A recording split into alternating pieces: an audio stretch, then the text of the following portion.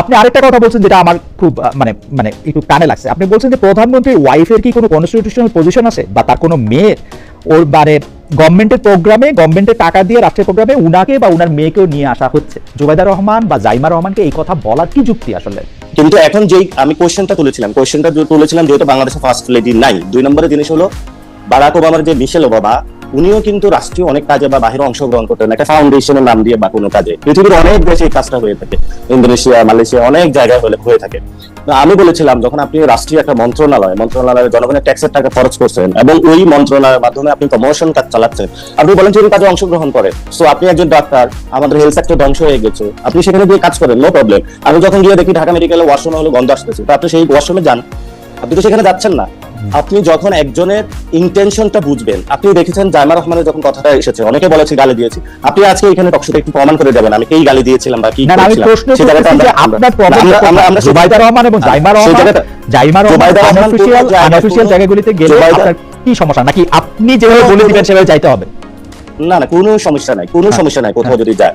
But আমাদের জায়গাটা হলো, আপনি যান ঢাকা মেডিকেলের একটু ওয়াশরুমটা দেখেন, ঢাকা মেডিকেলের একটু সামনে যান, আপনি হলো সোহরাওয়ার্দী মেডিকেলের একটু যান, আপনি মুগদা মেডিকেলের একটু যান, আপনি পঙ্গু হসপিটালের একটু যান। মানে আপনার যে প্রফেশন, অর্থাৎ আপনি একজন ইকোনমিস্ট, আপনি গিয়ে হলো পারমাণবিক বোমা বানাচ্ছেন, বললেন যে আমি এটা সবচেয়ে করবো, আমার হলো এই ক্ষমতা আছে, এই পাওয়ার আছে, আপনার যে এক্সপার্টিস জায়গাটা আপনি এখানে কাজ করেন, এটা তো নো প্রবলেম।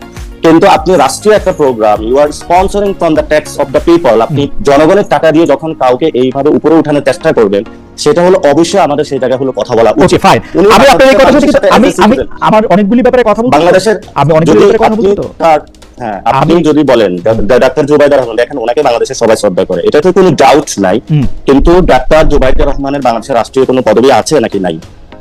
বাংলাদেশের, আমি আপনাকে বললাম তো, ইউরোপের অনেকগুলি দেশে যেখানে প্রাইম মিনিস্টার, আমি আপনাকে যে না থাকে না তো, প্রধানমন্ত্রী পোস্ট থাকে না তো। না, আপনি এবং আপনার জুবাইদা রহমান একজন বাংলাদেশের সিটিজেন বা নাগরিক, আপনি একজন নাগরিক, এই তো নাকি? না, পার্থক্য আছে।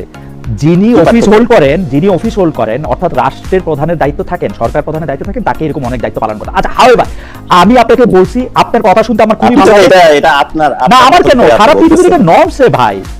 আপনি এটা ব্রিটেনের জন্য নর্মস, কানাডার জন্য নর্মস, জাপানের জন্য নর্মস, পৃথিবীর যেসব দেশে প্রধানমন্ত্রী শাসিত সরকার আছে এটা অলমোস্ট সব দেশের জন্য নর্মস। আমি ঘেটে দেখছি ভাই, আপনি বাসায় গিয়ে চেক করে বাংলাদেশের, আমি চেক করে কথা বলেছি। বাংলাদেশের ক্ষেত্রে কি হয়, ধরেন প্রধানমন্ত্রীর লাইন আপটা পরবর্তীতে ঠিক করা হয়, অর্থাৎ অমুক ফ্যামিলির কে পরবর্তীতে প্রধানমন্ত্রী হবে, এরপরে কি হবে। যেই সরকারি 5 বছর সরকারে থাকে, দেখা গেছে উনি হলো এটার মধ্যে হলো স্পন্সরিং করার চেষ্টা করা হয়। ওকে, ফাইন, আমি আপনার কথা এই জায়গাটা, এই সংস্কৃতিটা বাংলাদেশে বাদ দেওয়া উচিত। আমি যাইতে পারি সিটিজেন, কিন্তু প্রায়োরিটি বেসিসে ওনা ঢাকা মেডিকেলে যাওয়া উচিত। আমি মনে করি যে আপনার বক্তব্যটায় আপনার এই পয়েন্ট তোলা, আপনার যুক্তি আমি পুরোটাই বুঝতে পারছি।